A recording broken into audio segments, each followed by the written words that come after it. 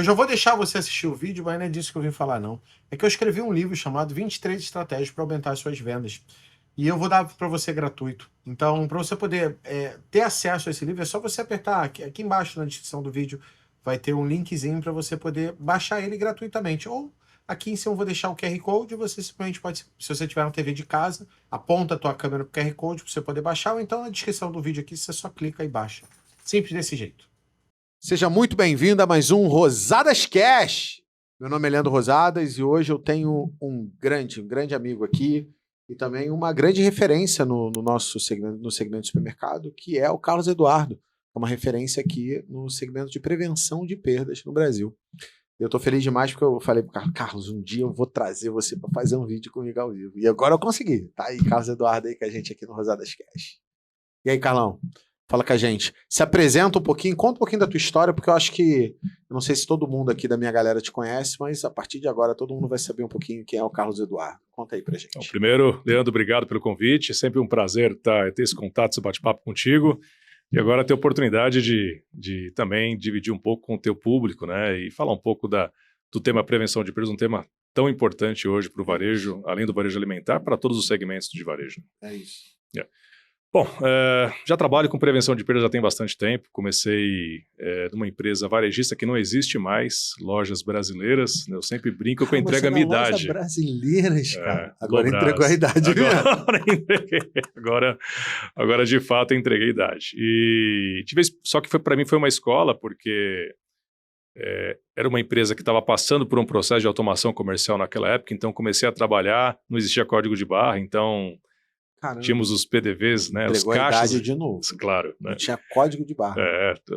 O processo de automação comercial, o Matabu, que nós tínhamos que cadastrar todos os itens da loja, tive a oportunidade de liderar isso na época. Comecei trabalhando em auditoria dentro das lojas brasileiras.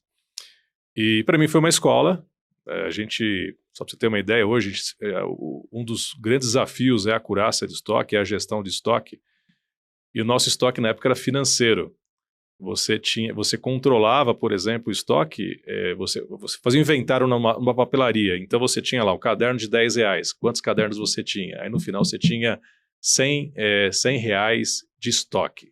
Aí você contava o lápis, também você tinha R$1, aí você tinha a quantidade. Então, ao final você tinha lá o setor de papelaria, você tinha R$30 mil de estoque, mas você não sabia quais eram os itens. Então essa foi a minha escola, né? Passando todo por um processo de gestão manual, para um processo de automação comercial, e trabalhamos ali na Lobras. Ela não faliu, ela encerrou as atividades no ano de 2000. Foi quando a Marisa era do mesmo grupo das lojas brasileiras, eu assumi a área de prevenção de perdas. Então, o mesmo trabalho que eu tinha iniciado nas lojas brasileiras, fui ter essa oportunidade nas lojas Marisa, empresa que eu trabalhei durante 15 anos. Né?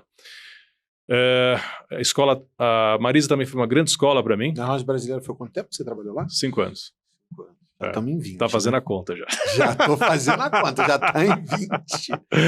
E na Marisa tive uma grande oportunidade de desenvolver várias áreas na Marisa. Então, além da área de prevenção de perdas, me tornei o head da área de auditoria, de controles internos, gestão de riscos, compliance, prevenção à fraude, segurança. E o grande aprendizado que eu tive foi no momento que a empresa decidiu abrir capital, né, que nós tínhamos que implementar boas práticas de governança corporativa. Sim. E participei de todo esse processo de IPO da empresa, né, de transformar uma empresa familiar numa empresa profissional, liderando essas áreas de controle vitais para toda empresa que quer implementar boas práticas de governança. Então, ali foram longos anos, saí da empresa em 2010. Né? Foi o momento que recebi um convite para trabalhar na Sensormatic, uma empresa de tecnologia. Eu era cliente, inclusive, da Sensormatic na época, e também de outras empresas de tecnologia. E para mim foi um grande desafio. Eu demorei praticamente 3 meses para tomar essa decisão. Tem outra parte da minha carreira que eu ainda não citei, mas eu estou falando mais da carreira como executivo. E mudar de lado foi uma decisão bastante complicada de se tomar. Da empresa que compra tecnologia para a empresa que vende a tecnologia. que trabalha com a parte de equipamentos. E com uma missão, por exemplo, eu fui convidado para ser diretor da área de soluções, fui convidado para ser diretor da área de marketing, né? E eu lembro de ter lido o livro do Kotler lá no curso de administração, mas nunca trabalhei em marketing na vida, né? Então é sempre na área de controle. Então foi um desafio muito grande para mim. Trabalhei na Sensormática até 2015 e fui convidado para ser vice-presidente do Walmart de prevenção de perdas.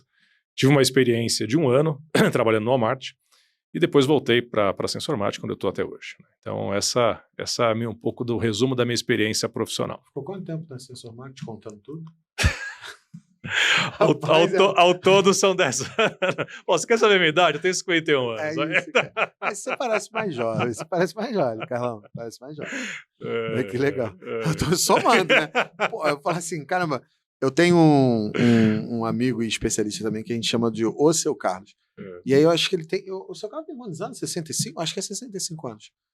65 ou 67. E eu brinco que o Seu Carlos tem 50 anos de experiência, porque se deixar ele falar, ele tem história para contar. E até hoje, eu conheço o Seu Carlos, eu acho que quase 10 anos. Não, tem 7, 8 anos. Desde que eu conheço o Seu Carlos, até hoje, ele não contou histórias diferentes. Então, ele ainda não terminou de contar a vida dele toda. Então, o cara, por isso que eu perguntei a idade, sabe? Mas eu sempre brinco com essa história das lojas brasileiras. Você sabe que eu sou palestrante também, e a gente acaba sempre, para quebrar o gelo ali da palestra, no início, ali, no speech inicial, eu acabo sempre fazendo essa conexão com a Alobras. Aí eu pergunto quem já trabalhou na brasileira. Cada ano que passa, eu vejo menos pessoas levantando a mão. Não, eu trabalhei, eu fico até feliz quando encontro algum ex-colega ali, né? Então... Mas vamos lá. O ponto é o seguinte, né? Eu vejo que hoje a maioria das empresas, elas não têm prevenção de perdas. E as que têm, muitas delas não têm isso de forma madura. Sim. E você hoje está no mercado, você é presidente também da associação, da BRAP, Sim. E você tem contato com um profissional de todas essas empresas, né? Sim. E eu vejo ainda que é um setor que, ao mesmo tempo, já é um setor que já existe há muitos anos no mercado, que já tem bastante profissional nele, mas para mim ainda não parece ser um setor que é extremamente maduro na maior parte do mercado. Quando a gente olhar, tem gente que fala assim, você tem previsão de perdas? O cara fala assim, tem. Aí quando você vai olhar o que o cara faz, ele não tem previsão. Ele tem lá um segurança, Sim. Ele tem lá um início de um processo de prevenção. O cara faz inventário, mas não faz nada com o inventário. Sim. Ele só faz inventário por fazer o inventário, porque era importante fazer o inventário. Sim. E aí, de verdade, ele não está prevenindo, de verdade, ele não está trazendo o resultado. Mas, assim, eu sei que poucas ações que a gente fizer de prevenção de perdas, e tem várias que a gente chama de ações de quick wins, ações de ganhos rápidos, Isso. que, sei lá, se você só controlar a validade de mercearia, já dá resultado pra caramba, né? Exato.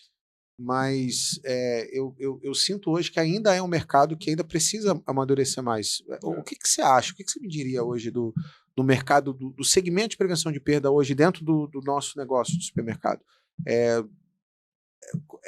Está evoluído, não está? O que você pensa que a gente poderia fazer para esse negócio avançar? Me dá um disclaimer, uma visão sua geral aí em relação a isso. Bom, você vai falar da BRAP, acho que a gente vai falar um pouquinho mais para frente sobre isso, mas a gente tem hoje adotado uma estratégia para tentar conscientizar as empresas da importância que o tema tem. Porque, de fato, grande parte das empresas não possuem uma estrutura, uma gestão e, às vezes, sequer conhecem quanto perdem. Não fazem inventário físico de mercadorias, não fazem apuração de estoque. E a gente tem adotado um caminho para tentar conscientizar as empresas, que é o caminho da competitividade. A gente costuma dizer o seguinte, uma empresa pequena, uma empresa média, e grande parte das empresas pequenas e médias não sabem quanto perdem. Não sabem. Ele enxerga o custo e ele enxerga a geração de caixa no final, a margem. E aí, essas empresas que não sabem o impacto que as perdas estão gerando na última linha, no resultado, ele tem 2 caminhos. Uma é tentar reduzir custo, vai tentar negociar com os fornecedores, mas muitas vezes você já não tem espaço para isso. A outra não conhece quanto perde, vai aumentar o preço. aumentar o preço dos produtos, porque a margem dele está baixa, porque a geração de caixa no final do mês não tá deixando o dinheiro que ele espera na empresa dele, que ele muitas vezes gerencia a empresa como fosse uma finança pessoal, mistura um pouco as coisas, né? Então ele aumenta o preço para tentar gerar mais caixa, para gerar um pouco mais de lucro. E o cliente percebe isso, percebe que ele está aumentando o preço. E aí ele perde competitividade. Ele perde competitividade, reduz venda.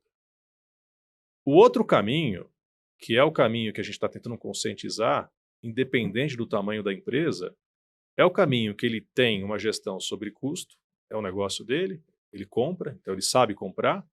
Né?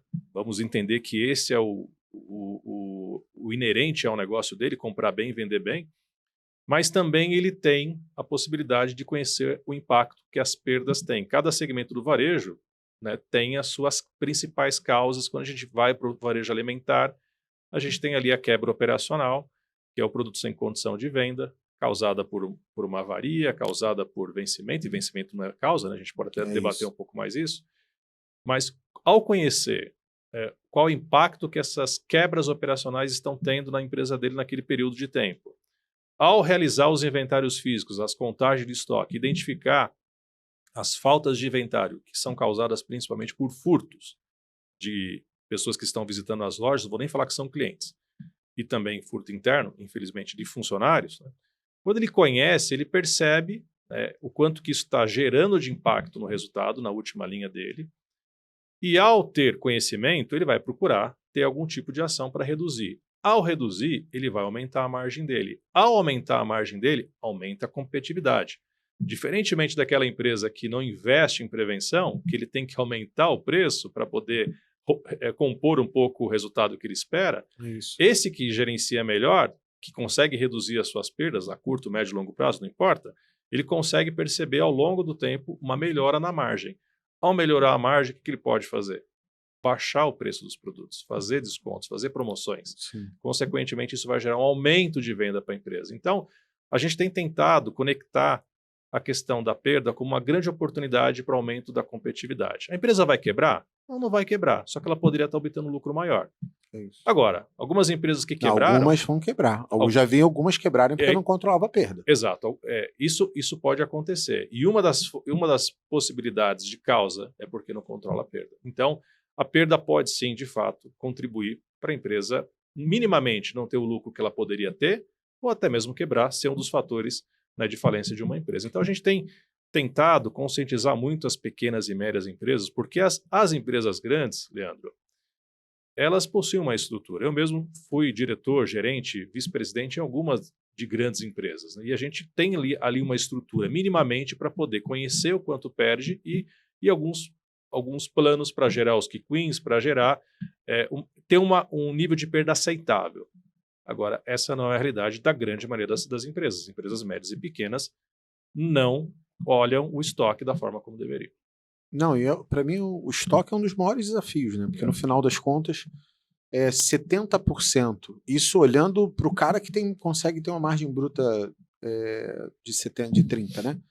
Mas a gente está falando ali entre 65% a uns 75% de tudo que o cara paga é mercadoria. E se eu não estou de verdade controlando essa meu maior dispêndio de gasto de dinheiro, é muito doido, pô.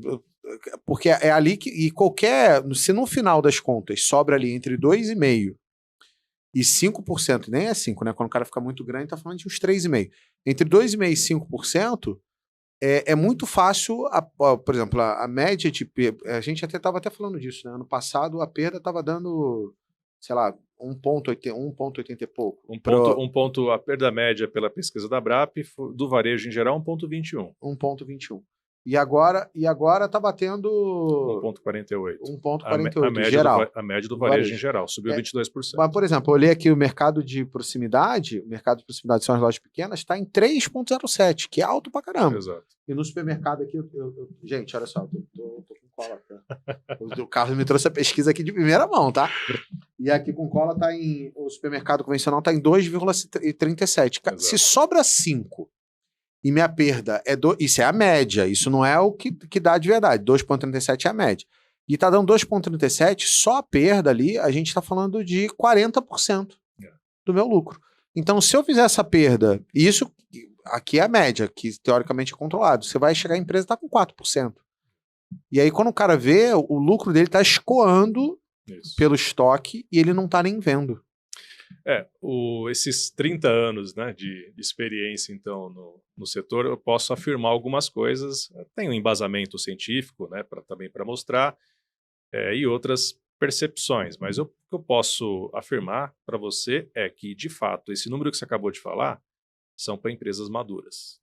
O não maduro é maior. Não maduro é maior. Então, com absoluta certeza, qualquer pequena empresa, qualquer média empresa, tem uma perda maior que o lucro.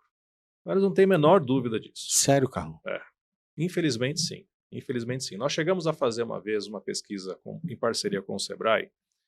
Na época, nós não tínhamos ainda a Abrap e eu atuava junto com a FIA, com o IBEVAR, Provar, enfim, né? E fizemos uma parceria com o Sebrae. A perda do supermercado, naquele momento, deu 7%. Agora, como é que a gente conseguiu fazer uma pesquisa para um segmento que a gente está dizendo que não mede, né? Mas a experiência mostra para nós que, muitas vezes, quando você quando inicia uma medição, a perda está acima de 5%, não tem a menor dúvida para um supermercado. É oportunidade. E aí, por isso que o cara compra, vende, no final não sabe porque não está sobrando dinheiro. E se o cara fechar uma DRE, vai dar 5, mas aí ele fala assim, mas cadê o dinheiro? Cadê o dinheiro? Está gerando caixa, exato. Por que não está gerando caixa? Porque aí sim, né? A gente vai ter que entrar nas minúcias da prevenção para descobrir as causas. Exato. E aí atacar essas causas. Mas a consequência não estou gerando caixa, mesmo ele não medindo, hoje as pequenas e médias, a gente está falando de praticamente o lucro que ele tem é o que ele está perdendo. E se a gente for, sempre me perguntam, por exemplo, né, Leandro, mas prevenção não é só para os grandes, né? Prevenção é para aquela pessoa que tem aquela barraquinha de cachorro-quente, porque ela tem que comprar e ter o menor custo possível da salsicha, ela tem que armazenar bem o estoque da salsicha, né, dos insumos, dos ingredientes, você pode ter problema de vencimento nesses materiais, ela tem que saber dosar a quantidade de insumos para não ter desperdício. A gente faz isso na nossa casa, né? Então a gente já procura equilibrar o nosso salário com as nossas despesas. Então, prevenção de perdas, ela é fundamental. E a gente, já de um tempo para cá, né, a gente vem falando de perda com sentido mais ampliado, né? Óbvio que a empresa tem que fazer o básico bem feito, né? Inclusive agora eu vou dar uma palestra sobre básico bem feito em uma desses eventos de supermercados aí. O básico bem feito é, de fato, olhar o produto e ter o menor nível de perda possível. A gente chama de perda residual, né? Porque não existe perda zero. Você nunca vai conseguir ter perda zero. Não vai ter perda zero. A perda zero é se você confinar o produto e você vai ter impacto na venda. Se você confinar, a perda vai ser baixa e a venda vai ter impacto. Não vai vender, não vai vender também. Então, a gente vem mostrando que o tema é muito estratégico, tem total relação com o DRE, e essa perda ampliada, né, que a gente vem falando há bastante tempo, é quando você faz o básico bem feito primeiro, né, quando você tem a tal da perda residual, quer dizer, quando você tem a perda por produto, né, aceitável, você tem um nível de quebra de desperdício baixo, você tem uma falta de inventário baixa, e aí você consegue chegar no nível aceitável.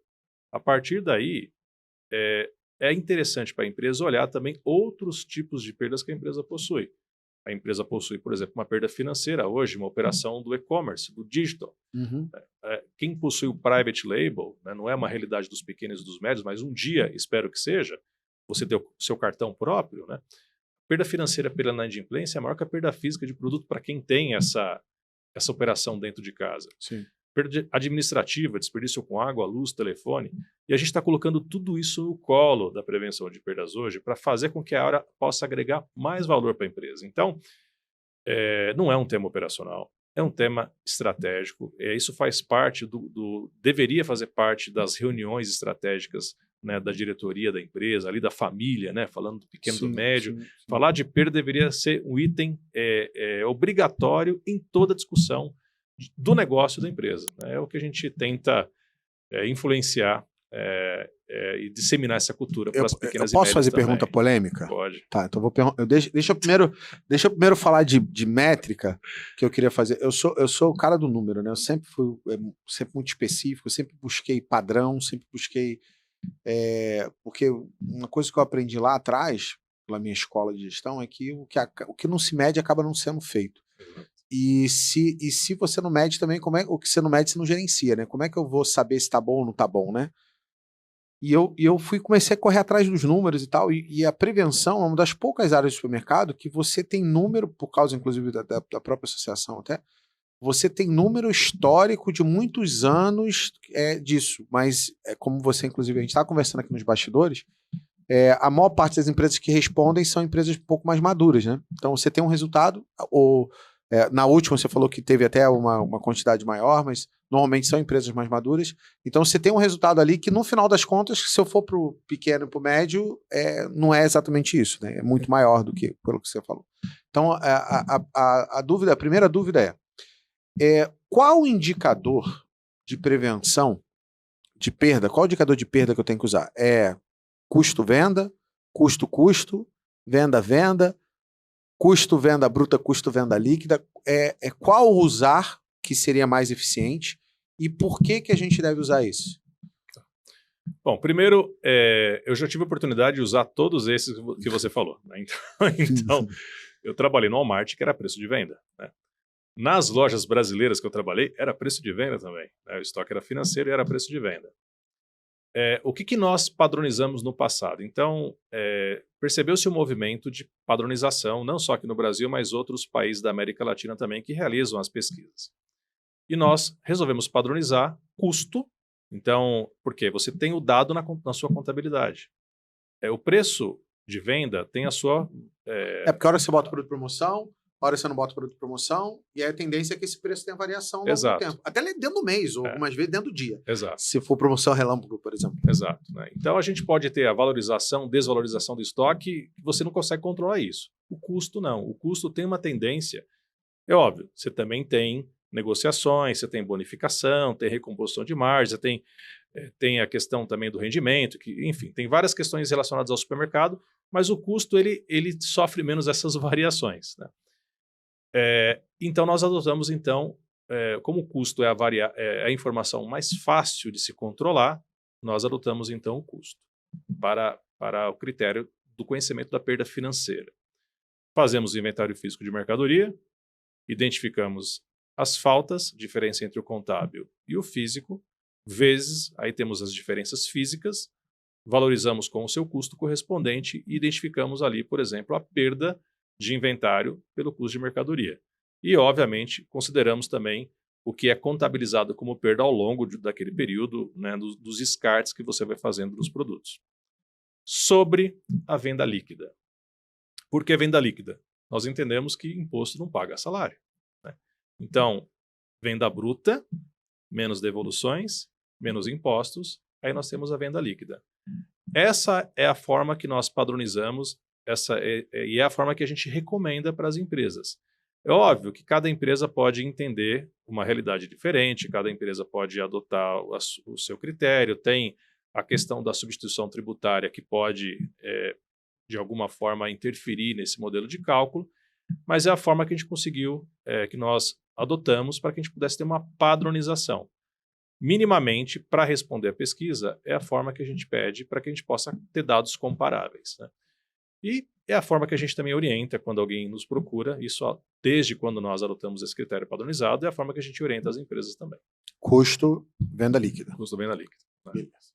Então, esse indicador que a gente comentou aqui de 1,48 do varejo global é custo, venda líquida, e o que a gente falou de 2,37 para supermercado. Custo, venda líquida. E o de 3,07 para mercado de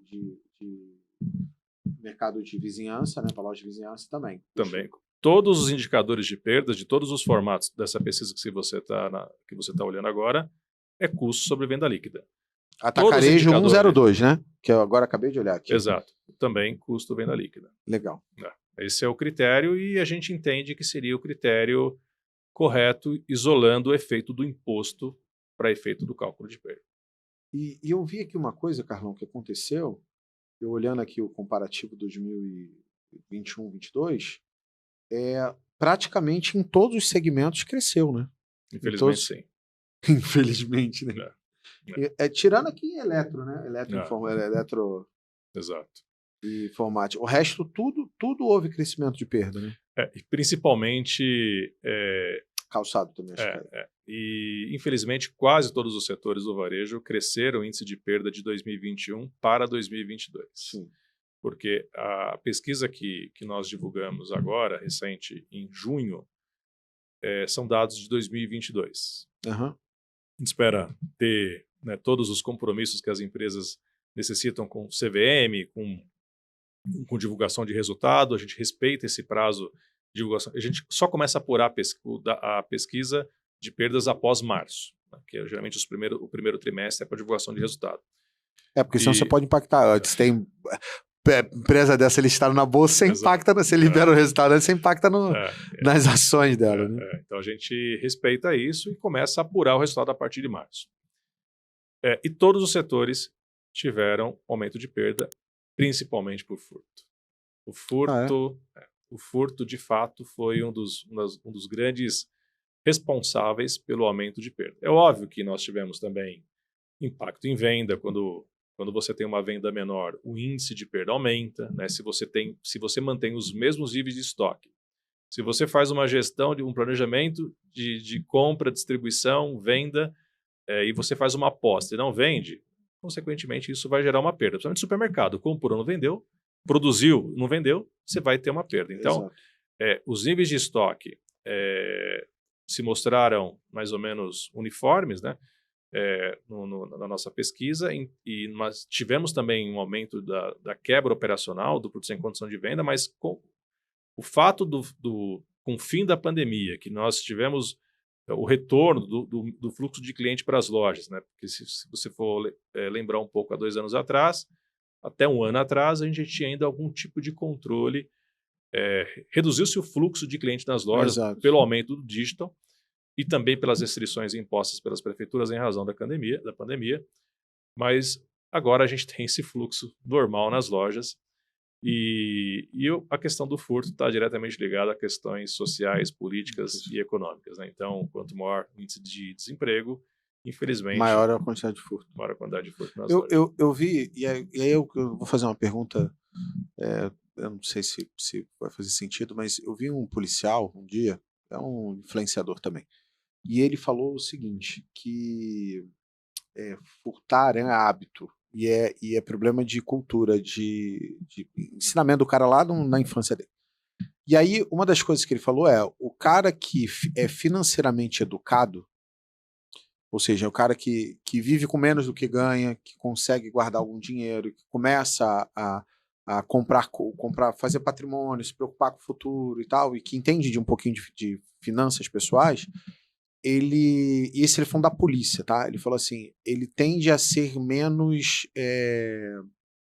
ele tende a entrar menos nos rolos, né, de, sei lá, fazer rolo para tentar ganhar um dinheiro por fora. E aí quando ele falou isso, eu falei assim, cara, será que se eu ensinasse porque o nosso mercado,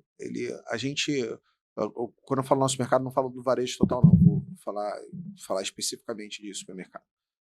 Ninguém quer trabalhar em supermercado. Supermercado é porque, sei lá, a última opção de trabalho. Óbvio, né? Você vai ficando bom naquilo, aí você já se profissionalizou, ficou capacitado, aí você acaba sendo mais bem remunerado, você acaba ficando no segmento. Mas a maioria das pessoas entram no segmento do supermercado como falta de opção. Então a gente não tem a mão de obra mais qualificada, não tem as pessoas mais comprometidas e tudo mais. Então, o que ele falou, eu falei assim, cara, e eu tô te fazendo uma pergunta pessoal, eu quero saber a sua opinião. Será que se a gente ensinasse, se eu botasse isso como uma boa prática, eu ensinar sobre finanças pessoais, ensinar o cara a ter o mínimo de gestão pessoal do próprio dinheiro, será que isso não diminuiria os furtos internos? E aí, óbvio, né? Isso que a gente vai falar agora é achismo, porque não existe pesquisa sobre isso. Mas eu queria saber a sua opinião. O que você acha, Carlão? Bom, de fato, nós temos um problema cultural estruturado, né, estrutural no Brasil, né? Então, infelizmente, a gente percebe pequenos desvios de conduta que são praticados na sociedade em geral, né? Então, a gente tem a questão, né, do brasileiro é conhecido como aquele que gosta de dar o jeitinho brasileiro, né? Questão da propina, né? E a gente tem, de fato, uma questão estrutural, social, e que a educação financeira, ela talvez seja uma das formas da gente buscar, né, alguma mudança de cultura aqui. Mudança de cultura, né, para um país, para uma empresa, uma mudança cultural já é muito difícil, né? Você tem que ter ali várias ferramentas que você tem que implementar quando você quer mudar uma cultura numa empresa. Imagina um país, né, uma nação.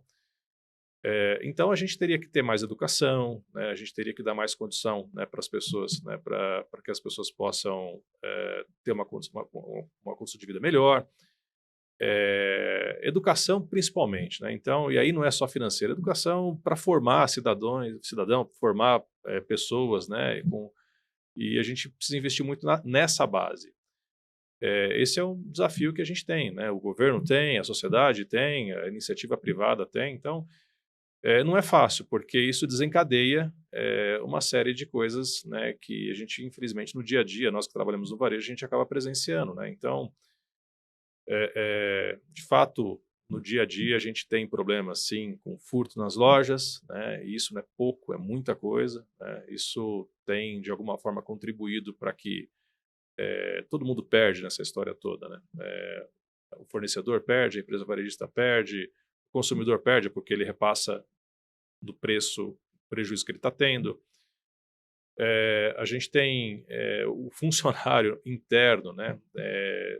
Eu já escutei, quando eu comecei a trabalhar com prevenção, que o furto interno era maior que o furto externo. Depois de 30 anos, isso não é verdade. Mas sim, o furto interno tem uma parcela considerável, né? Porque a gente encontra embalagem vazia no estoque, a gente encontra... existem, né, no nosso dia a dia no varejo, a gente identifica várias situações de desvios de conduta, né? Principalmente no caixa hoje. Vou dar um dado para você e para vocês que estão acompanhando aqui. A gente tem um dado que é triste, né? 60% das perdas que são geradas por funcionário acontecem no caixa, no PDV. Agir funcionário. 60%, né? Infelizmente, o funcionário pode cometer fraude no recebimento de mercadorias, o funcionário pode fraudar, né, no estoque, né, degustando, desviando o produto, né, em seus pertences pessoais e levar para casa, né? Mas 60% de todas as fraudes, furtos e desvios de um funcionário acontece exatamente no PDV. Através do quê? Né? Através de não registrar o produto, chamado subescaneamento, dar um desconto indevido, cancelar uma venda. O pessoal deixar o terminal de consulta liberado no caixa, o cara passar produto como se fosse consulta, em vez de passar produto Exato. Como se fosse venda mesmo. Exato. E a gente tem uma falsa realidade de que a empresa é rica, né? Então, se eu levar um produto aqui como um brinde, vai fazer diferença. E há muitos anos atrás, nós organizamos lá no Provar um fórum de segurança no varejo, onde nós convidamos um delegado, um promotor, um juiz, enfim, autoridades públicas. E eu sou advogado também, então eu fui como advogado representando o varejo e estava toda a plateia ali do varejo em geral, né? E aí o juiz, ele comentou em algum momento, a gente estava... O objetivo, o nome do fórum, o título do fórum era o furto ocorreu, e agora? Como abordar? Né? Um tema totalmente atual, né? Sim, essa situação da abordagem, né? E aí o juiz, no meio da apresentação dele, ele comentou, eu vou lá no supermercado, eu pego uma uvinha para degustar, né? E aí eu não vou dizer qual é a empresa, mas um diretor que estava lá presente disse, Vossa Excelência, talvez o senhor não saiba, mas essa uvinha que o cliente degusta, para nós, gera no final do ano um prejuízo de mais de R$1 milhão, né? Ele disse isso lá, né? Eu disse, a gente não sabe disso. Então, existe a questão do desconhecimento, né, da falsa realidade sobre as coisas. Existe também questões culturais, né, que levam as pessoas, infelizmente, a cometer algum ato desonesto, né, e a gente tem políticas públicas, a iniciativa privada, a união dessas iniciativas é que vão, de fato, tentar mudar um pouco o cenário para daqui nas próximas décadas. A gente não vai conseguir mudar isso no curto prazo, é impossível. O que eu vejo também é que muita gente coloca como prevenção a parte de segurança patrimonial. Mas segurança patrimonial não é prevenção. É um bracinho, né? Do que a prevenção pode fazer. Mas, inclusive, o furto de cliente não é o maior. O furto do cliente interno é o maior. É onde sai a maior parte das perdas da loja? Não, né?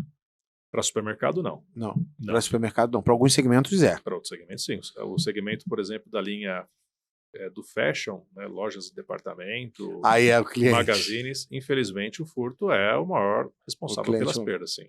Mas em supermercado, isso não é a realidade o supermercado ele depende do segmento. Por exemplo, o segmento de vizinhança tem uma participação do furto considerável. Dependendo da região do país, o furto tem uma participação considerável. Dependendo da localidade, do formato, o furto pode ter variações. Em média, 50% a 60% das perdas são os produtos em condição de venda. E aí nós temos, principalmente, o vencimento. Lembrando que vencimento não é a causa raiz.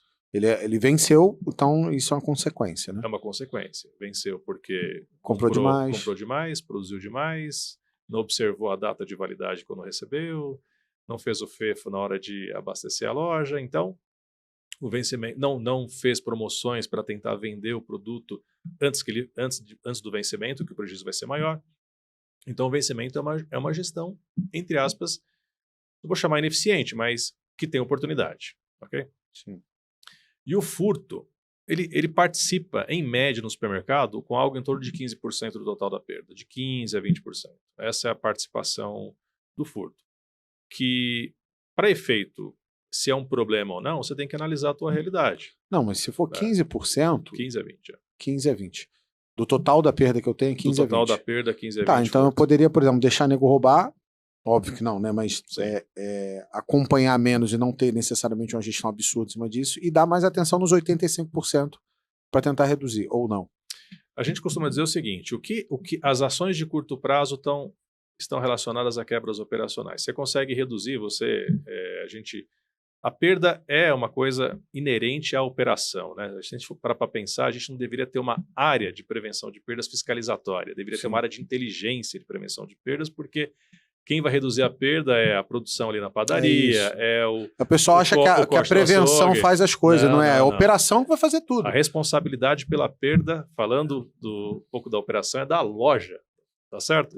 É do gerente da loja. Ele é o responsável pela perda, não é a área de prevenção. A área de prevenção não faz o papel dela quando ela não implementa uma boa prática, quando ela não faz a medição, né, dos resultados, quando ela não faz o controle dos indicadores, quando ela não capacita e treina a equipe da loja. Esse é o papel da prevenção. 60% é operação. Né? É a operação que vai realizar. É a operação que vai realizar. Então, a gente consegue hoje evitar uma perda. Quem controla a validade é a operação, não é a prevenção. A prevenção vai lá só monitorar. A prevenção vai fazer o monitoramento, vai verificar se a operação está realizando o trabalho dela. Você está realizando isso. E eu sei que isso é bastante polêmico. Não, as pessoas nem sabem disso. Elas acham que a prevenção que vai fazer o inventário, a prevenção que vai lá e vai olhar se a validade está vencendo. Não é. A operação, porque a operação já está com a mão fazendo aquilo. Ela só vai passar a fazer aquele controle dentro do dia a dia dela. Só que as pessoas não conseguem nem saber disso aí que você está falando.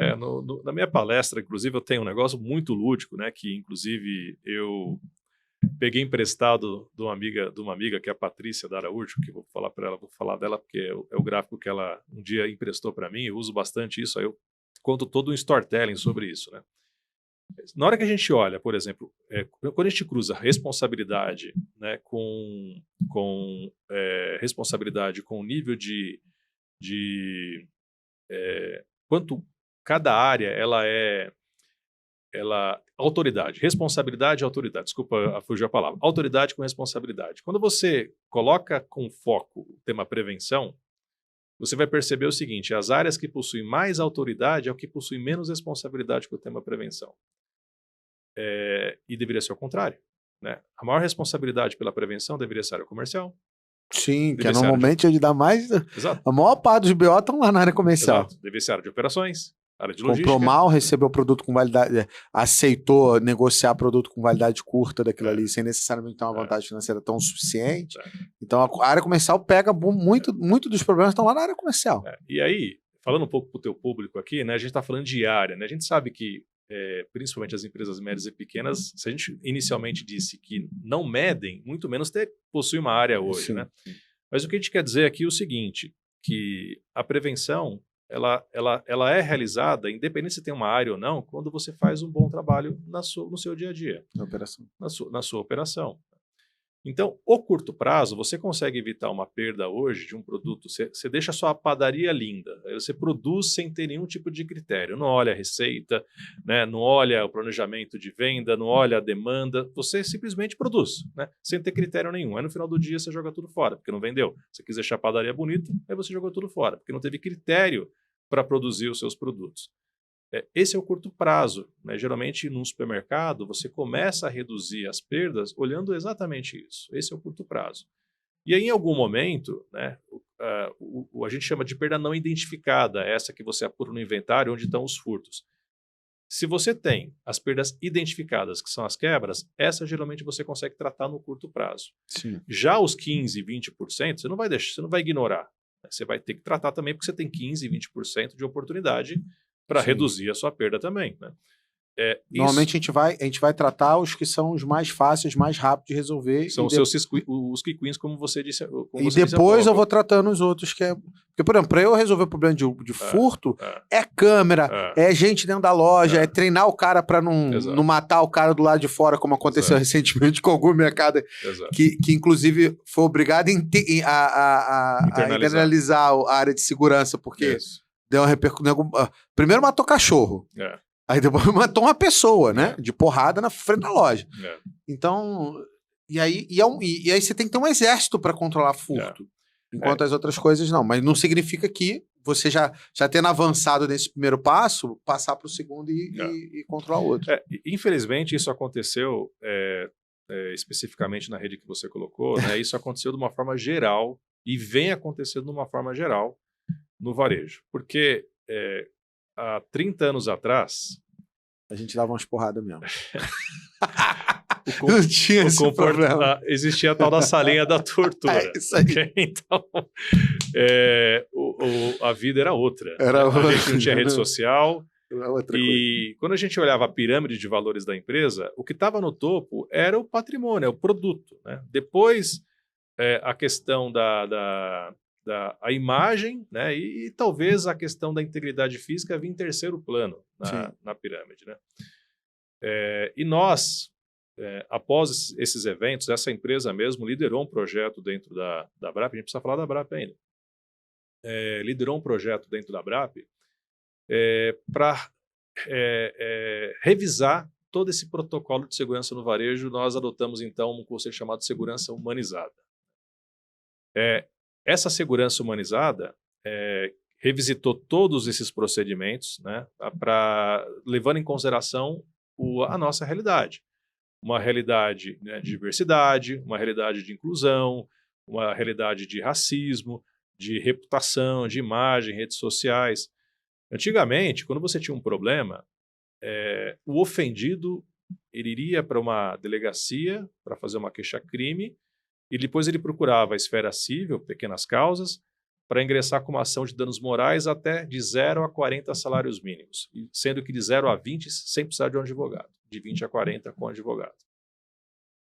E o prejuízo era esse. Agora não. Agora, independente se você tem a razão ou não... aquele vídeo viraliza, o Brasil inteiro sabe daquele troço. Cada um pega o teu celular, começa a filmar, cada um faz o seu juízo de valor na rede social. Exatamente. Isso viraliza e você, às vezes, com o direito do seu lado, você não consegue mais, né, gerenciar essa crise. Então, o que nós fizemos foi tentar conscientizar as empresas grandes, médias e pequenas, que esse é um problema que eles podem ter e está acontecendo algum problema desse hoje no varejo, em alguma empresa de varejo no país, né? E nós criamos, então, 3 artigos para dar um caminho, um norte, para que cada empresa pudesse gerenciar melhor, tanto no plano preventivo, para evitar que um furto aconteça, né? Porque você não quer abordar alguém na saída da loja. Você quer que a pessoa desista se ela tem a intenção de furtar.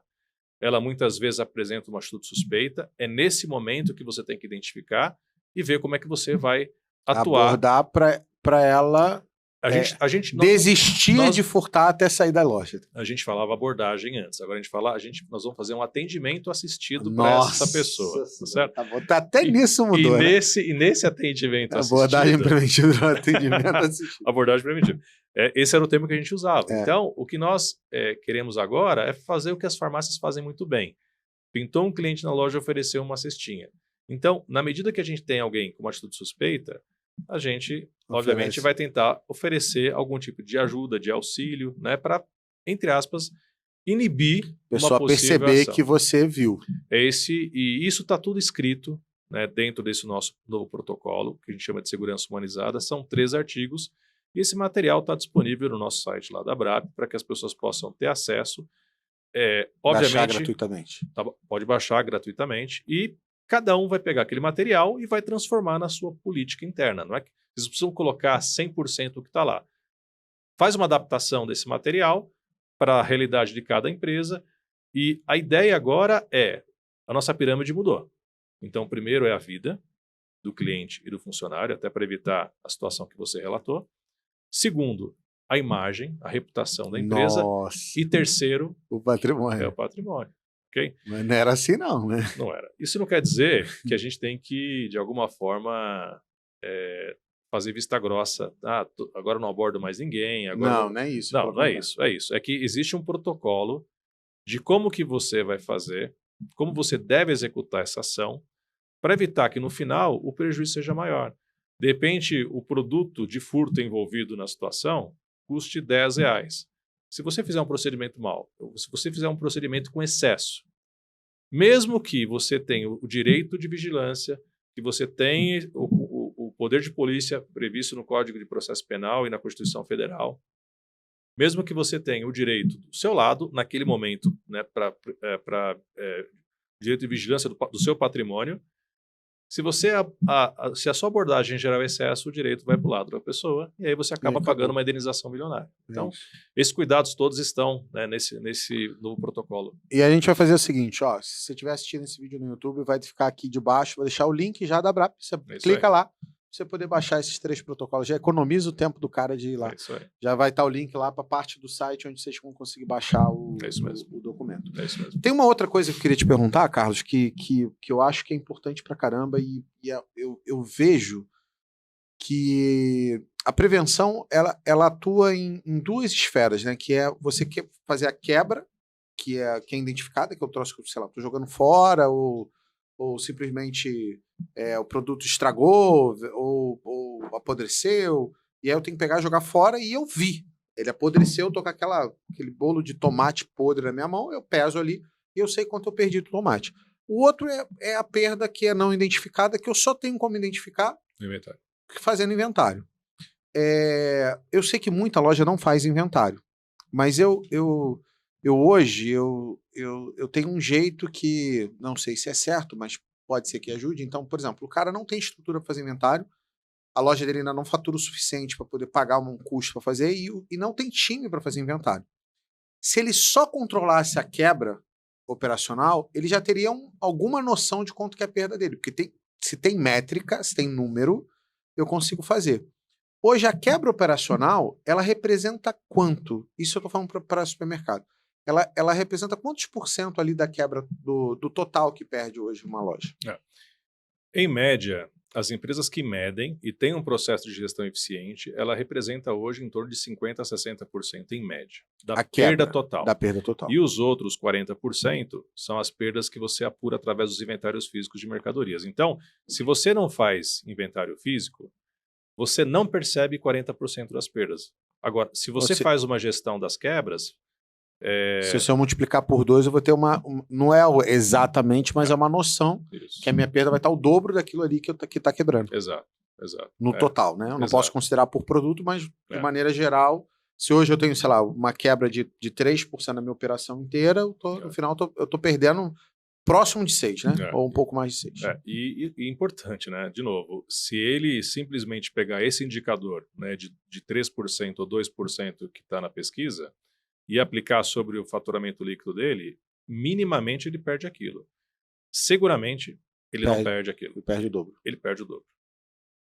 Não tem a menor dúvida. Se você não está controlando nada, provavelmente você está perdendo o dobro. Perde o dobro daquilo que a gente vem divulgando. Porque isso são as empresas que ainda estão controlando, né? Essas são as empresas que têm já um nível de maturidade muito maior e que fazem uma gestão muito mais eficiente. Então, menos que 5%. O 5% sempre foi o dado que eu...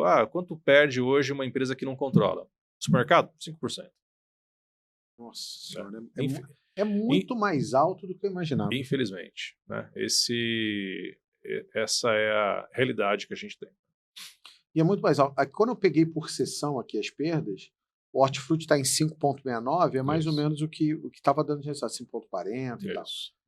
Rotisseria em 5,62. E eu não estou falando de qual não, estou colando aqui. Como eu falei, o Carlos trouxe de primeira mão aqui a pesquisa, não sei nem se foi divulgada já, mas trouxe aqui de primeira mão. Padaria e cafeteria, 4,46. Carne, quase 3, né? 2,92. E dois demais perecíveis, eletroeletrônico, texto, bazar e tal. Mas o maior mesmo aqui é o hortifruti, rotisseria e a parte das carnes aqui da padaria. São os perecíveis. Né? Então, se hoje, considerando isso daqui, se hoje eu fosse atrás de pegar o índice de perda total, o ideal é que se eu atacar... Porque a minha consideração sempre é o seguinte, nem todo mundo tem estrutura. Então, o cara que não tem estrutura, por onde ele começa? Eu vou focar no supermercado, tá? Só um dado aqui antes de responder a tua pergunta. Essa questão, por exemplo, você já tem certeza, quanto foi o FLV aqui na pesquisa? 5,69. Você já começou um trabalho teu no supermercado, quando você foi apurar, não estava dando 10% de 10% na FLV, 10%. Então, assim, o 5% não é algo que está sendo simplesmente jogado aqui, entendeu? Você mesmo já identificou essa realidade numa empresa que você começou a fazer um trabalho para poder... Açougue é 7, mole dá 7%. 7%. E quanto que deu açougue aqui? Dá 2,92. Então, é o dobro. Então, tudo é o dobro. Se a pesquisa está dando 2%, 3%, a gente tem o dobro, 2%, 3%, 5%, 6%, 4%, 5%, 6%. Para a realidade, para quem não tem, infelizmente, controle de gestão. Então, essa é a realidade. E aí o ideal, se o cara for começa pelos perecíveis. Bom, aí a gente tem ali o passo a passo, né? Então, qual seria o passo a passo? Passo 1. Né? Não, calma. Primeira coisa que você faz, volta aqui para mim. Para o vídeo agora. Se estiver assistindo o podcast, pega papel e caneta, porque agora vem o ouro. Vai. Dá ouro, cara. Vamos lá. Então, vamos lá. Passo 1. A primeira coisa é você tem que, de alguma forma, estabelecer uma forma de medir. Você falou isso aqui em pontos anteriores do nosso bate-papo. Medir. Medir significa, primeiro, começar a fazer inventário físico de mercadoria. Tem que medir. Né? Se você vai contar com equipe própria, se você vai contar com uma equipe terceira, não importa. Né? Você vai avaliar o que é melhor. Tem que controlar, tem que medir, tem que contar. Vai contar toda semana, vai contar todo dia, vai contar todo mês, vai contar todo ano, não importa. Aí é maturidade de gestão. Vai contar só os que estão dando maior quebra nesse momento para você poder começar a ter controle? Curva A da tua loja, conta. Mais vendem? Conta. Iniciar uma contagem. Conta para você começar a identificar. Esse é o passo 1. Passo 2. Toda quebra, todo produto sem condição de venda, você tem que baixar do estoque. Você tem que identificar aquele produto, você tem que baixar do estoque e identificar por que teve aquela quebra. Você pode inicialmente dizer que aquela quebra, você está descartando o produto porque venceu. Lá na frente a gente fala de vencimento. Mas você pode apurar como causa o vencimento neste momento que você está iniciando um trabalho. Sim. Então, está jogando fora por quê? Porque venceu. Está jogando fora por quê? O cliente provocou a avaria. Está jogando fora por quê? Ele veio avariado? Ele veio avariado. Está jogando fora por quê? porque armazenamento inadequado, está jogando fora porque o produto ficou parado no estoque e não colocaram na área de vendas. Né?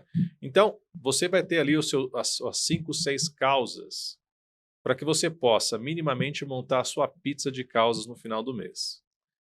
A partir do momento que você conseguiu identificar, né, como é que está a distribuição das causas das quebras, né, então, a partir do momento que você colocou uma regra, né, já não jogue mais produto fora sem contabilizar a baixa do estoque e apontar a causa. Não tem sistema para colocar a causa? Faz no papel de pão Excel. Tem sistema, o teu sistema de automação comercial, o teu RP permite lá apontar a causa? Utilize. Né?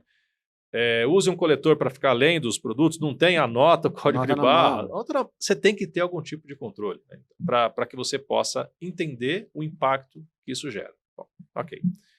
Mediu? Ok, então vamos lá. Então vamos começar a participar, né? Vamos começar a ler artigos, vamos começar a ver podcast, vamos começar a fazer curso, vamos começar a entrar no site, né, da Abrap para ver conteúdo, vamos começar a participar de grupos, né, de discussão, grupos de WhatsApp, para aprender as boas práticas. Essas boas práticas, elas precisam ser convertidas em uma política, em um POP, um procedimento. Empresa varejista, minimamente, se você não tiver um quadro lá de regras, um quadro de políticas, ou ir para um sistema mais informatizado, né, alguma coisa na intranet, mas enfim, você tem que estabelecer um procedimento na empresa, porque quando eu comecei a trabalhar no varejo, eu escutei em algum momento alguém dizer, pô, mas varejo é muito dinâmico, varejo toma decisão rápido o tempo todo, não dá para ficar olhando política. É o contrário. Política não é cláusula pétrea da Constituição Federal que não pode ser alterada. Política, você estabelece uma regra. É então, norte, né? É o norte. É norte para o cara poder ir. Tem que ter o norte. É norte. E aí, ele pode alterar essa regra na medida que você encontra uma melhor forma de executar. Então, política pode ser alterada o tempo todo. Tem que ter um procedimento para isso, né? Obviamente, mas a regra tem que ter. Esse mote que você acabou de falar. Ok. Feito isso, então nós já falamos, né, de medir, falamos de criar uma regra com base em boas práticas de mercado, que ele vai atrás dessas boas práticas, ele vai sair ali do dia a dia dele para ir atrás dessa informação, e aí você tem várias formas de buscar essa boa prática. Agora você tem que chamar os colaboradores da operação, das lojas, do centro de distribuição, se você tem um CD, enfim, né, o operacional, é assim que funciona a partir de agora. É assim que você tem que receber, é assim que você tem que armazenar, é assim que você tem que abastecer, é assim que você tem que produzir, é assim que você tem que fazer isso, aquilo, é assim que você tem que registrar no caixa. A gente chama hoje de gestão de mudança, porque você treina, muitas vezes as pessoas não fazem aquilo que são treinadas. Por quê? Porque elas não estão dispostas a mudar. Então, a gente vem falando muito sobre gestão de mudança. Então, gestão de mudança não é novo, mas para prevenção de perdas é. Então, como é que você conscientiza as pessoas a fazer melhor o seu trabalho? Como é que você conscientiza as pessoas a, no dia a dia, né, terem mais cuidado com o estoque da empresa? Porque a empresa, quando ela dá mais lucro, ela pode ter uma condição, né, de salário melhor para o funcionário. A empresa, quando dá mais lucro, ela pode, né, ter um melhor benefício para o funcionário. A empresa abre mais lojas. A empresa, para abrir uma outra loja, para fazer a sua expansão, ou ela gera caixa, ou ela vai tomar um dinheiro no banco. Quanto mais caixa ela gerar, menos toma dinheiro no banco, mais oportunidade de crescimento as pessoas vão ter. Então, você tem que trabalhar ali junto com o RH para treinar, capacitar e fazer as pessoas mudarem. Okay? Então, você tem que ir conscientizando todo mundo dentro do supermercado a importância que tem, porque ela controla, ele cuidar do produto que ele, sei lá, ele trouxe do estoque e não deu para encher, ele tem que devolver para o estoque, não jogar esse troço de qualquer jeito para dar avaria no produto. Aí você vai explicando de maneira simples para o cara ir conscientizando e fazer isso centenas de milhares de vezes até você continuar fazendo, porque isso nunca mais vai parar, isso vira rotina e não... Até que isso vire, né, uma espiral positiva. Então, E as pessoas precisam entender que isso não é um projeto. Não adianta nada pagar, sei lá, um treinamento, uma pessoa para ela dar um treinamento só na empresa dele que não vai mudar. Não. Isso tem que virar uma rotina mesmo. É um programa, não é projeto. Projeto tem início, meio e fim. Prevenção e cultura é um programa. Sempre vai ter que ter, vai ter que voltar e falar. A gente, quando ensina os gerentes a fazer reunião de bom dia, a gente dá 11 temas para o cara abordar na reunião de bom dia de 15 minutos. Um deles é, a gente tem que ter cuidado com o produto. Quando o produto vai ter que fazer não sei o quê. Se encontrar o produto variado, tem que trazer para frente de loja. Ou seja, ele vai repetir aquela droga todo dia, dia sim, dia também, todo dia, para garantir que aquilo, se possível, é na cabeça dele. E aí foi o Balbino, inclusive, que me apresentou você. Né? Eu não conhecia você, Carlos. Já o Balbino falou assim, pô, você tem que ser esse cara aqui é o cara da prevenção. Segue ele, que é muito inteligente, vai ajudar e tal. E aí, o Balbino falou uma coisa para mim que me marcou muito. Ele falou assim, Leandro, só tem cultura de prevenção o dia que a menina que faz a faxina, ela vai lá e pega um produto que tá variado no chão e vai lá e fala assim, tem que dar baixa. Aí falou assim, opa, começamos a ter cultura. Verdade? Ou seja, uma pessoa ou alguém do administrativo que passou pelo mercado e falou assim, gente, estava no chão. Ou seja, quando pessoas que não são as pessoas diretamente envolvidas naquilo, começarem a elas se preocuparem em dar baixa, em tirar o produto, em controlar, estava podre na banca. Porque, cara, olha só, você passa a banca de hortifruti, quantos funcionários passam na frente da banca, vê um troço podre, vê um troço já impróprio para... Podre não, né? Você não pode falar. Deixa eu falar bonito. Impróprio para consumo. Não, um produto ruim, impróprio para consumo. E você vai lá e a pessoa não poderia simplesmente pegar aquilo e levar e falar assim, gente, dá baixa nisso aqui, tá impróprio. Porque pro cliente porque o cliente olha uma coisa que esteja, sei lá, podre na banca e acha que tá tudo podre, né? Eu queria só complementar o que o meu amigo Balbino comentou sobre a questão da menina que faz a limpeza, né? Na verdade, quando o dono, o gerente da loja, por exemplo, fizer isso vai se arrastar para todo o time de baixo. Okay, então assim... A cultura tem que vir de cima para baixo. A cultura ela é empurrada para baixo, ela não vem de baixo para cima. A gestão de mudança é de cima para baixo. Então, a gente, até para as grandes empresas, pessoal, a gente costuma fazer algum cruzamento de dados, de indicadores, né? Então, a gente sempre cruza, por exemplo, o clima organizacional, né? As lojas que possuem uma melhor avaliação do gerente pelos funcionários, quer dizer, aquele gerente que não está muito preocupado em ficar sentado na mesa dele na retaguarda, aquele gerente de chão de loja, aquele gerente, né, que de fato faz a diferença, aquela pessoa que é orientada a pessoas, geralmente as lojas que possuem esse estilo de liderança, a perda é menor. Sério? Sério. A gente sempre cruzamos esses dados, a gente sempre acerta isso. Então, as lojas que têm uma liderança voltada para pessoas, né, voltado para o chão de loja, voltado para o operacional, tem um nível de perda menor, porque ele está envolvido no dia a dia e ele dá exemplo para toda a equipe, né, de cima para baixo. Né? É bom, recentemente teve um aluno nosso, a gente tem um programa de alta performance chamado Impulso. Aí teve um aluno nosso que falou assim, cara, eu tenho um garoto que fez administração e tal, eu queria trazer ele para ser gerente da minha loja. Aí eu falei assim, tá, mas esse cara trabalhou no supermercado? Ele falou assim, não, nunca. Eu falei assim, você não tem ninguém na tua operação que seja bom, não esteja pronto, que pronto eu acho que não tá, mas que seja bom, tenha um bom comportamento e tal, e trabalhe na sua operação, que você possa promover. Aí o cara me perguntou por quê. Eu falei assim, cara, operação é cachaça, assim, quem trabalha em operação, e se a gente estiver assistindo aqui, fala assim, é cachaça, escreve é cachaça. Operação é cachaça. Quem gosta de operação, gosta de operação, daquele dia a dia, de atender o cliente, de fazer e tal. E aí eu pego uma pessoa que é de escritório, por exemplo, e boto o cara lá no meio dos leões, esse negócio não roda direito. E aí eu falo assim, aí ele falou, mas o cara é muito bom. Eu falei, legal, que tal então você botar esse cara na controladoria ou trazer esse cara para te ajudar no financeiro? Porque o cara da operação tem que ser o cara que não vai ficar no escritório. Porque se eu tiver gerente de escritório, ele não tá vendo.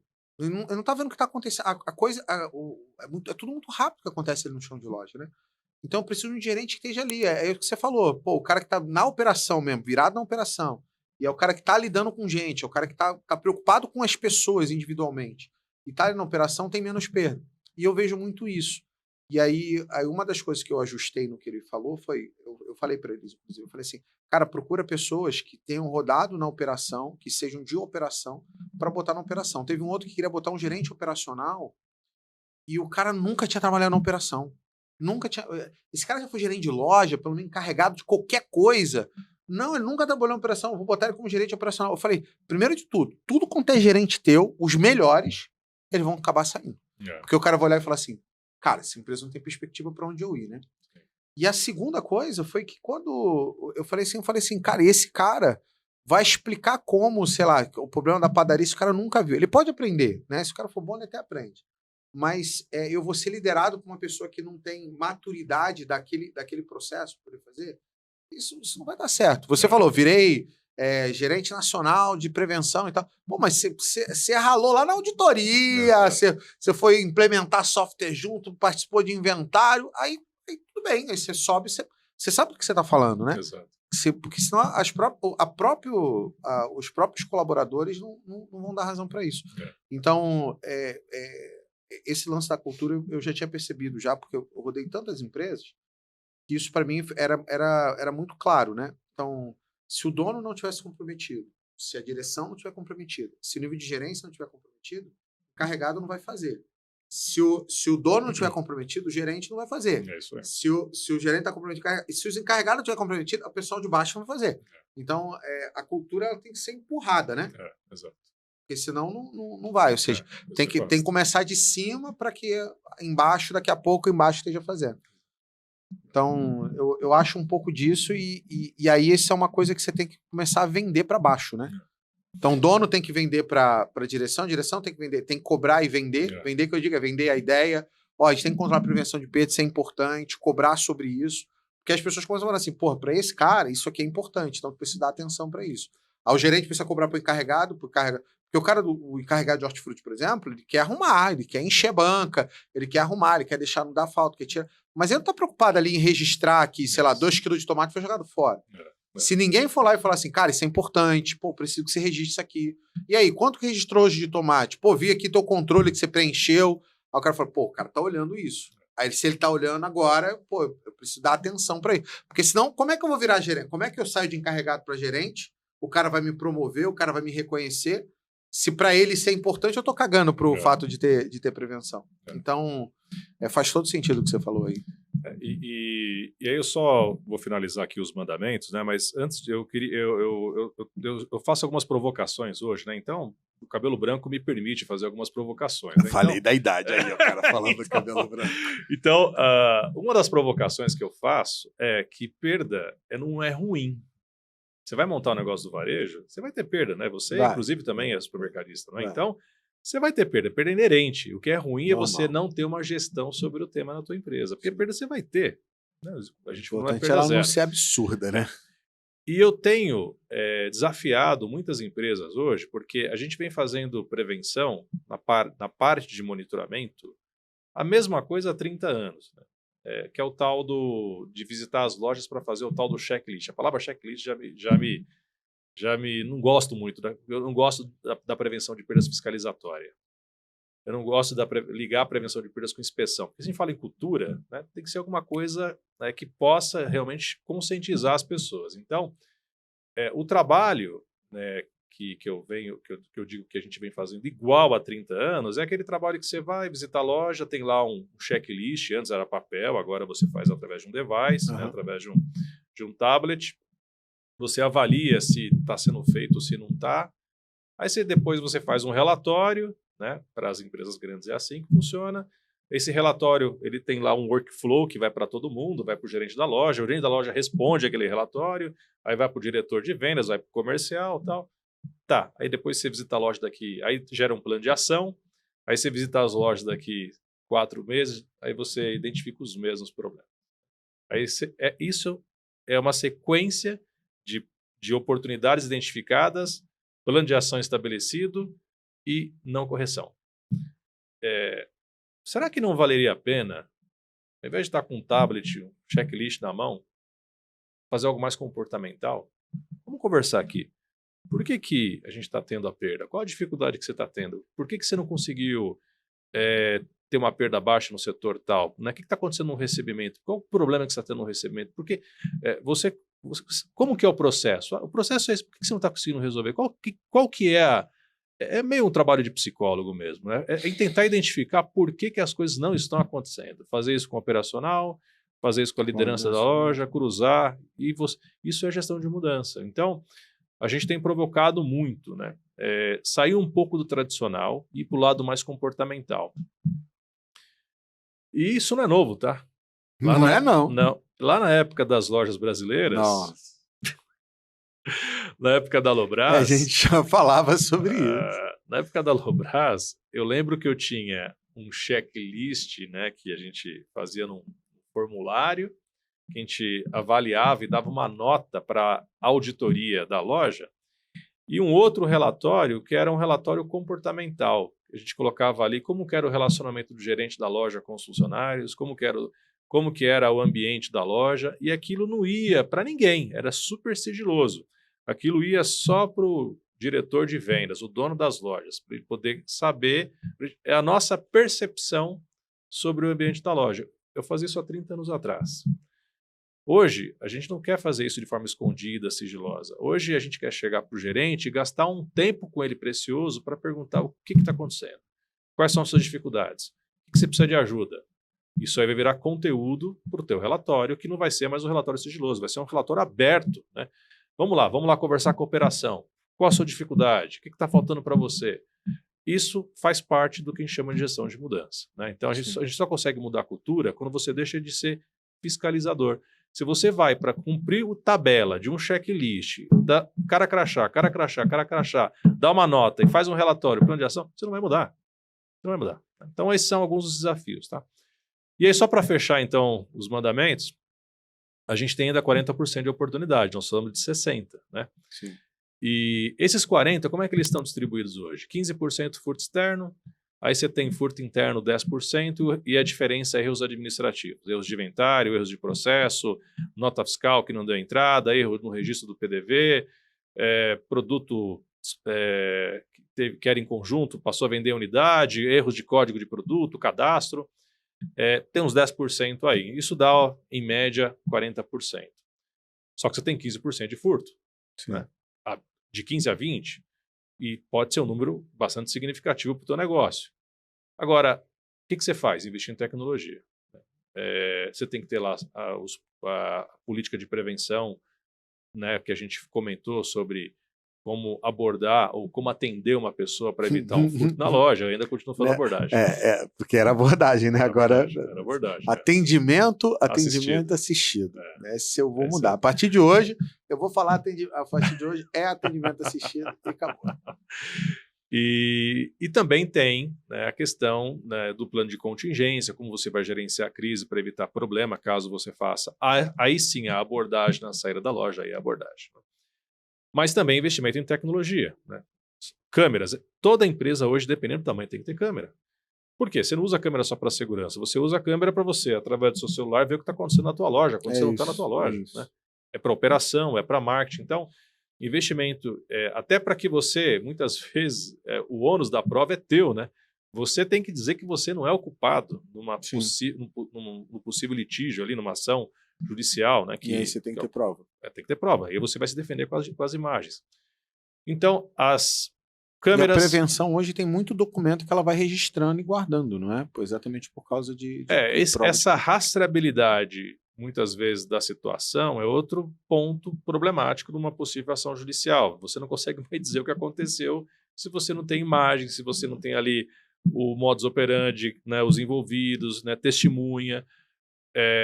Tudo isso, de alguma forma, você tem que se documentar caso você tenha problema. E tem as tradicionais antenas, né, com as etiquetas antifurto, que você vai colocar nos produtos que têm um alto risco, e o ROI vem desses 15%, 20%. Os produtos de alto risco são aqueles que têm maior quantidade de furto.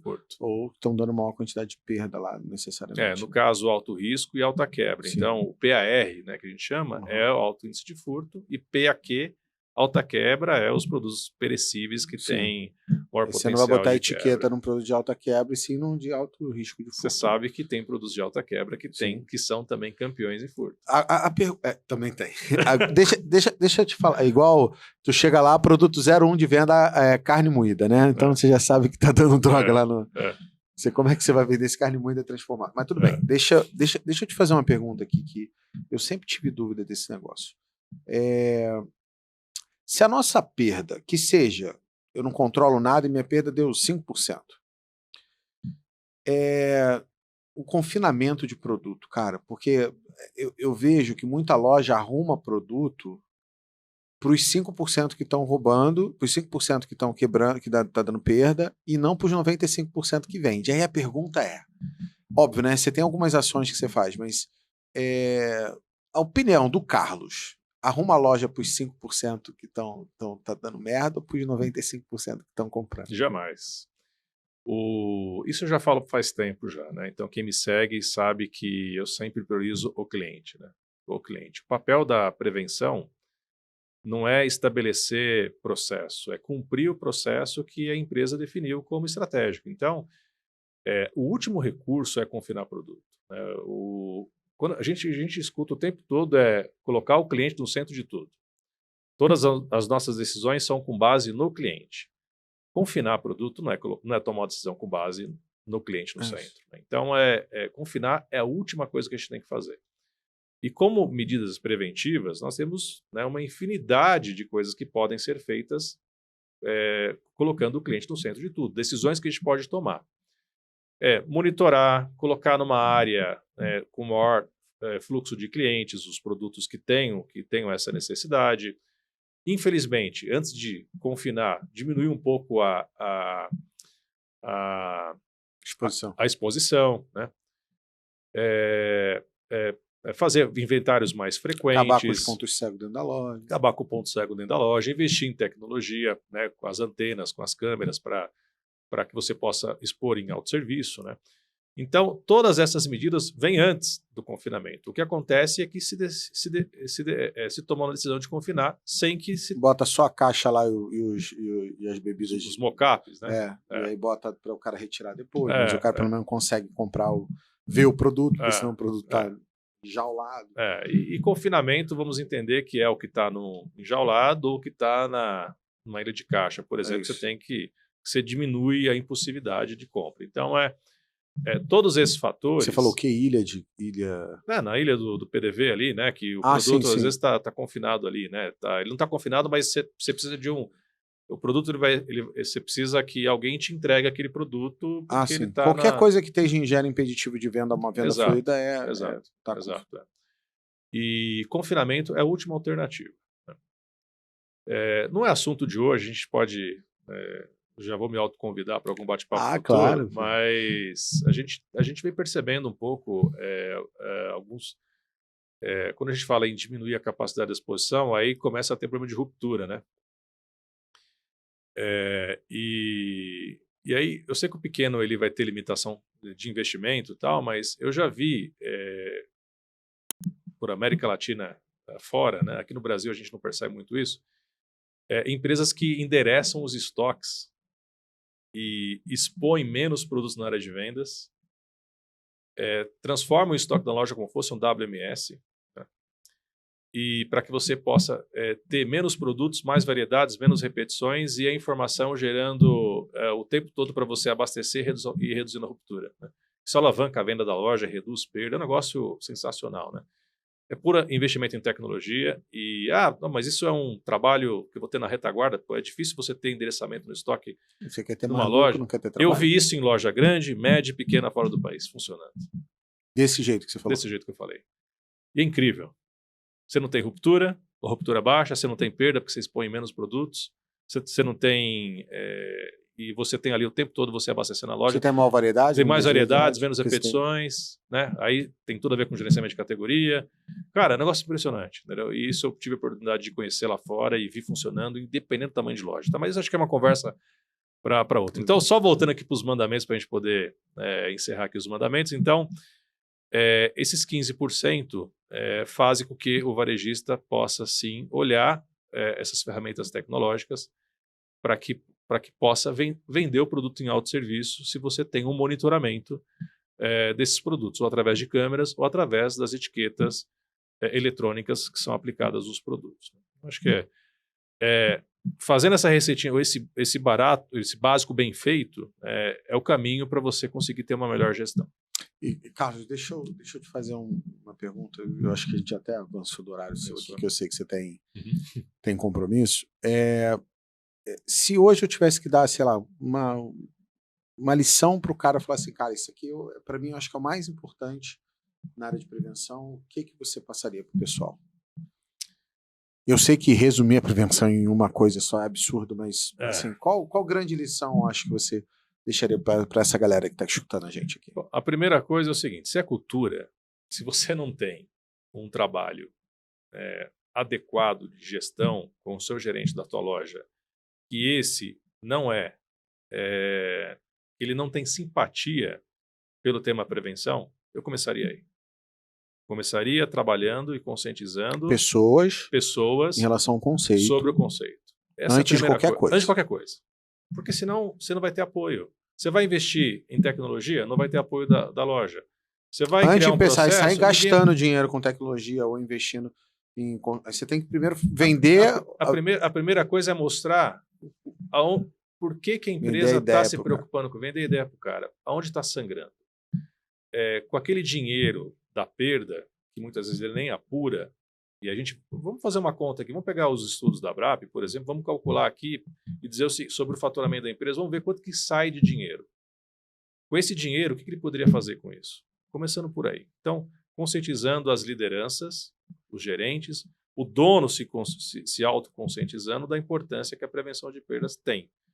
E ele será a ferramenta, o gerente será o instrumento, o meio para que possa conscientizar e disseminar essa cultura para baixo. Essa seria a primeira coisa. Não adianta não adianta o coitado que trabalha na prevenção tentar gritar, mostrar, sendo que a alta gestão, a liderança da loja está dando bola para isso.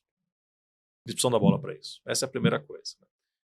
Aí, obviamente, que isso desencadeia uma série de outras pequenas coisas que podem ser implementadas. Aí nós já falamos aqui, que é primeiro medir. Então tá bom. Isso aqui é importante para nós. Isso aqui é fundamental. Isso aqui vai fazer com que a empresa tenha o melhor lucro, o melhor resultado. Então tá bom. O que a gente tem que fazer agora? Vamos medir. Essa seria a segunda coisa. Medir a quebra e medir a perda de inventário. A quebra, vamos identificar as causas. Vamos saber por que a gente está jogando produto fora. Não é só medir, né? Não é só medir. Agora vamos identificar causa raiz. Por que eu estou descartando o produto e jogando fora. Ok? Feito isso, então tá bom. Agora vamos cuidar também, vamos implementar as melhorias na operação. A prevenção ela vai identificar e vai trabalhar cada setor. A gente, inclusive, estabelecer metas anuais, mensais, diárias. A reunião do Bom Dia, qual foi o índice de perda, qual que era a meta do dia anterior, qual foi o resultado de perda do dia anterior, quem teve resultado de perda acima da meta tem que dizer o porquê. Eu sempre, quando alguém me pergunta, Carlos, me fala uma coisa só no supermercado. Tá bom. Você mede? Sim. Então tá bom. Então, qual que é a sua meta de quebra no ano? É 2%. Ok. Tem por departamento? Não. Então tem que fazer por departamento. Tem por loja? Não, você tem que ter meta por loja. Ok. Quando você tem uma meta por loja e por departamento, o que você vai fazer? Vai transformar essa meta em dia. Cria lá um painel. O máximo que eu posso perder por dia. Do dia 1 ao dia 30. Aí ele vai pegar por dia. Do dia 1 ao dia 30. Quanto foi a meta do dia 1, resultado do dia 1. Meta do dia 2, resultado do dia 2. Meta do dia 3, resultado do dia 3. Ok. Quais departamentos, na reunião do Bom Dia, quais departamentos aqui tiveram perda acima da meta? Açougueiro, vem aqui. Por que você estourou a perda hoje? Da mercearia líquida, você estourou a meta hoje. Por quê? Na reunião do Bom Dia, que seja todos os dias ou semanal, as pessoas elas vão em algum momento não querem mais se expor à deficiência. Elas vão se regular e se corrigir. Obviamente que isso é a característica que cada um vai ter naquele momento, porque não quer toda vez justificar por que ele está com um resultado ruim, né? E a gente também pode aplicar a regra dos 4 T's. Qual é a regra dos 4 T's? Treina, Treina mais um pouco, né? troca. Ah, troca ao final. Depois de treina, você pode ter a regra dos 10 T's. Mas no final... No final, você vai perceber que em algum momento o problema está na falta de engajamento, porque se você está dando toda a condição, né? Então, isso é uma coisa de curto prazo, isso gera Queen, né? E isso pode ser feito para qualquer tipo de tamanho de empresa. Ok, bem simples. E aí, obviamente, que a outra parte da perda não identificada, aí é um outro capítulo, é uma outra história. Que falar inventário para inventário, pensar em inventário, acurácia de estoque, aí exato, começa... Exato. E eu falei para terminar, mas você não falou da BRAP, preciso que você fale da BRAP. Bom, então convido todos vocês a entrarem no site da BRAP, que é a Associação Brasileira de Prevenção de Perdas, é uma entidade relativamente nova. Nós temos 4 anos de vida. Eu fui eleito o primeiro presidente e fui reeleito no ano passado. É uma entidade hoje que conta com mais de 4.000 associados, pessoa física, e também mais de 800 empresas. Nós não temos ainda associado pessoa jurídica, nós temos representantes de 800 empresas dentro da BRAP, as principais empresas do país. Mas quando a gente fala as principais empresas, não quer dizer que a BRAP também não é para o pequeno, é para o médio. E a gente tem ali os nossos canais, né, de comunicação, a gente tem também um canal no YouTube, onde nós divulgamos todo o nosso material digital também, a gente tem o nosso site que tem uma série de conteúdos, os eventos, as palestras, os estudos, os artigos que a gente produz, estão todos no nosso site, então convido a você a se tornar um associado, não tem custo nenhum, e só tem benefício, né? Ter a possibilidade de ter acesso a tudo isso. Eu comentei no início que ele precisa buscar conteúdo, buscar conhecimento. A BRAP é um instrumento importante para buscar conhecimento e eu e toda a nossa diretoria, a gente está sempre à disposição para poder apoiar, né, sempre os varejistas, né, os profissionais e sempre disseminar essa cultura, mostrando que a prevenção de perdas é um assunto estratégico, é um assunto importante, é um assunto que está relacionado à competitividade e que ajuda a empresa a lucrar mais, ajuda a empresa a crescer mais e as pessoas também a ter um melhor desenvolvimento profissional. Esse é o nosso papel. Top. E assim, agora para terminar, agora é o momento merchan mesmo. Você é executivo de uma empresa, né? Então só fala rapidamente da tua empresa aqui e quem for lá, o cupom bota lá Rosadas e ele vai ter um desconto. Não, mas só conta um pouquinho da tua empresa.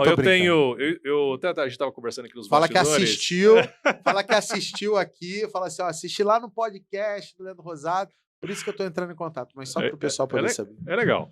Não, como eu disse para você antes, nos bastidores aqui, eu defini a minha carreira profissional em 3 pilares, né? O executivo, o acadêmico e o institucional. O institucional, a BRAP, como você falou, o acadêmico, eu tenho um instituto, né, que eu talvez seja um dos primeiros professores de prevenção de perdas do país, né? E sou professor em algumas universidades, eu tenho o meu instituto que está conectado hoje à BRAP. E a minha carreira profissional também, ela vai de vento em popa. Eu sou executivo da Sensormática, sou o diretor para a América Latina da Sensormática. Eu tenho a missão de disseminar essa cultura para os nossos clientes. Então, eu sou também o porta-voz da empresa, então toda vez que existe um evento na América Latina, eu sou a pessoa que vai falar para a empresa e também sou responsável em apoiar os nossos clientes e a área comercial com relação ao tema no processo de venda consultiva. Os grandes projetos, geralmente eu tenho uma participação e também eu tenho uma unidade, né, que não é o objetivo da empresa, uma empresa de tecnologia, né, que ela atua não só para a prevenção de perdas, mas também para a gestão de inventário. Nós somos a maior empresa de RFID para o varejo do mundo. Nós somos a maior empresa para identificar através, né, de imagem e através também do sinal de Wi-Fi, a jornada do cliente dentro das lojas, né, analisar a taxa de conversão, que é através da Shopper Track. E na parte de prevenção de perdas, além de oferecer tecnologia, eu também sou responsável pela área de consultoria da empresa. Então, nós fazemos poucos projetos para clientes, né, para que a gente possa agregar mais valor e ajudar também os clientes a ter uma melhor maturidade. Esse é o meu papel como executivo da Sensormate. Vou colocar aqui também o site da Sensormate para vocês poderem conhecer, tá? E Carlos, assim, eu tinha um sonho de trazer você para te entrevistar, então agora eu tenho que procurar outro sonho, porque esse já foi realizado. Eu tava brincando com ele, eu falei assim, cara, já cumpri um dos sonhos, vou ter que traçar outra meta de vida, porque essa já foi. Tô brincando. Mas muito legal você poder vir aqui participar, eu fico muito agradecido pela oportunidade. Eu sei que tua agenda eu já tentei marcar com ele várias vezes, pra vocês entenderem. Só que a gente acaba que ele tá em outro estado, tá em outro país, então é difícil conseguir agenda. Mas o fato de ser trazido aqui, vamos fazer o seguinte, faz comentário aqui, vê se você gostou do tema, se você quiser que a gente aborde mais sobre prevenção, se quiser que traz o Carlos, bota assim, traz o Carlos de volta, e aí a gente faz outro podcast com o Carlos, aprofundando, pegando um dos temas, já fala assim, traz o Carlos de volta para falar sobre isso. Que aí a gente pega os principais temas aí que vocês falaram, e a gente marca um outro podcast aqui para extrair do Carlos ali, que é muitos anos de experiência, extrair esse negócio e trazer aqui essas sacadas, esse conhecimento aqui para essa galera que tá assistindo aqui o podcast. E obrigado e tamo junto. E até o próximo aí, ó. Rosadas Cash. Valeu, pessoal!